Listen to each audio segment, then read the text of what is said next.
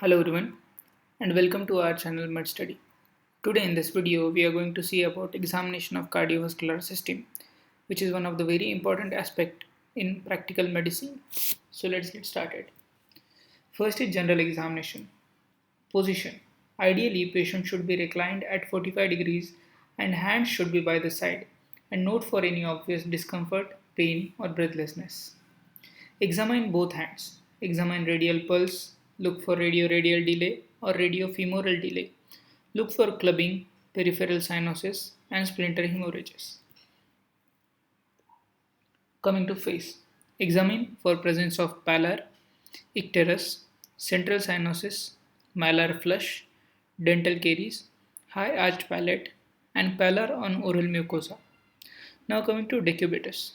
Orthopnea, that is sitting decubitus, is seen in left ventricular arteriole, pericardial effusion, and mitral stenosis.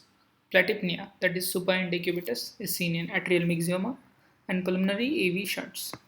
Leaning forwards is seen in pericarditis, and squatting decubitus is seen in tetralogy of Fallot.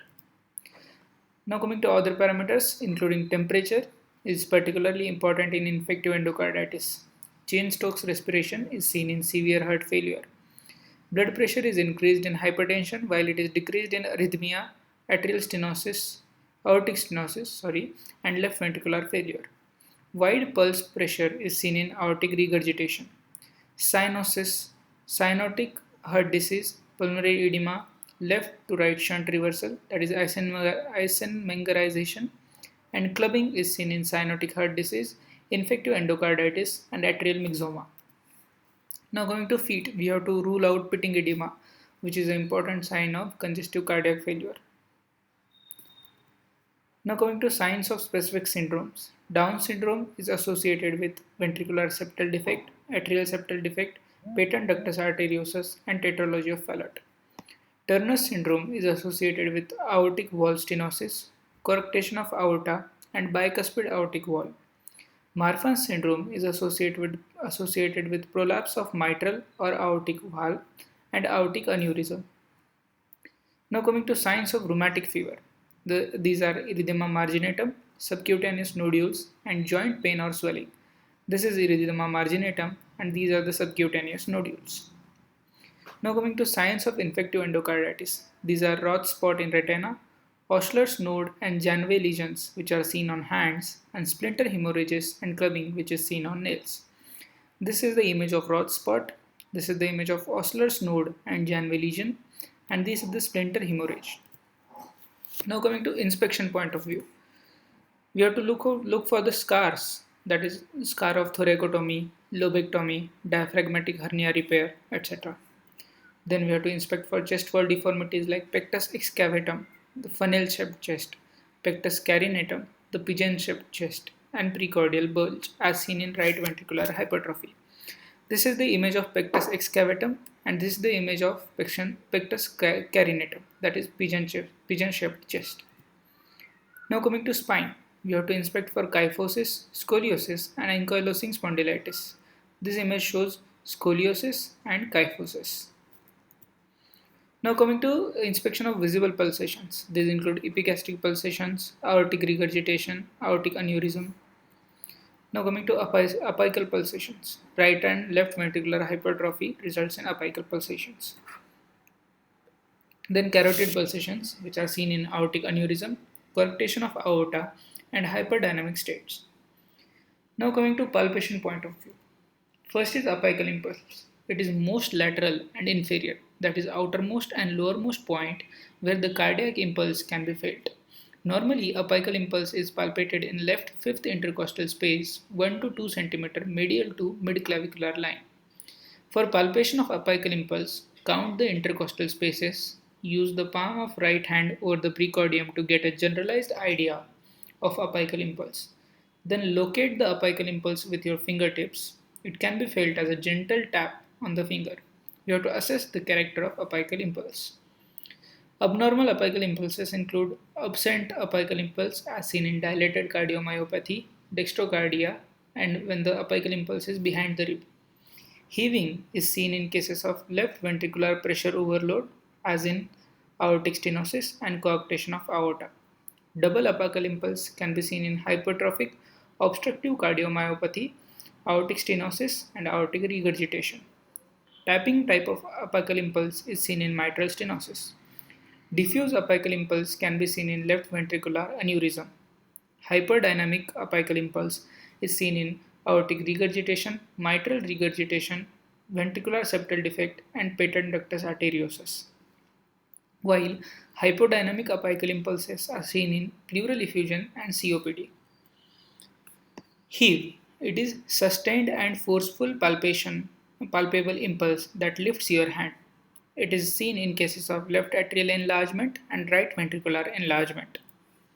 Thrill. It is a palpable murmur felt as a vibration in the fingers. When the thrill is coinciding with apex beat, it is systolic thrill. When it is not coinciding with the apex beat, it is diastolic thrill. It is seen in mitral stenosis, mitral regurgitation, and aortic stenosis. Now coming to percussion. First is the percussion of left heart valve. Patient in recumbent position. You have to start at left fifth intercostal space in mid-axillary line and move medially towards the sternum. Point at which the percussion notes become dull represent left heart border. We have to move to fourth intercostal space and repeat the process and so on. Normally, it is 1 centimeter medial to mid-clavicular line. If the dullness is lateral to or outside the apex beat, it denotes pericardial effusion. Now coming to right heart border. First, we have to percuss upper border of lever around the right mid-clavicular line.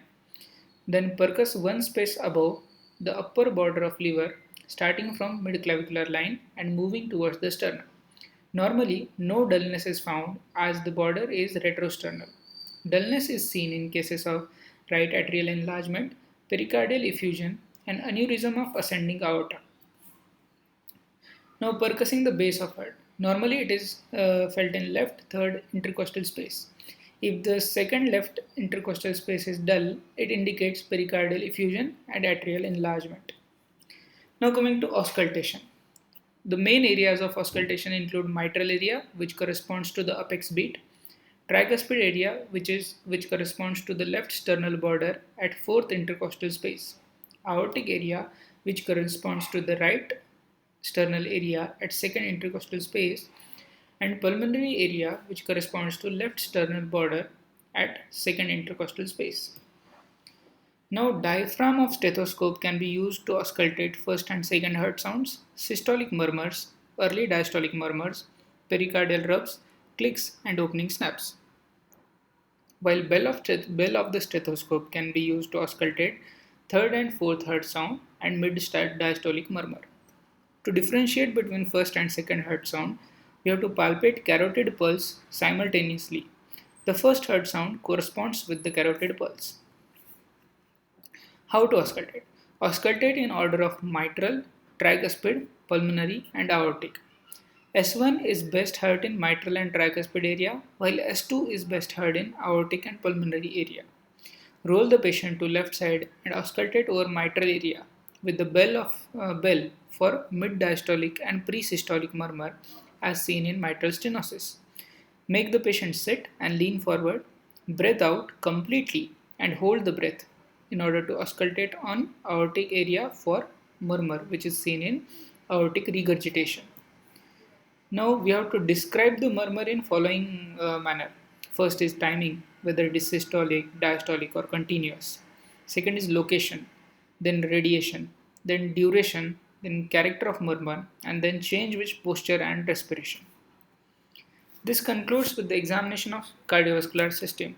I hope you liked the video. Please feel free to comment for your suggestions and do like, share and subscribe to our channel, and don't forget to press the bell icon so that you will never miss an update. Thank you.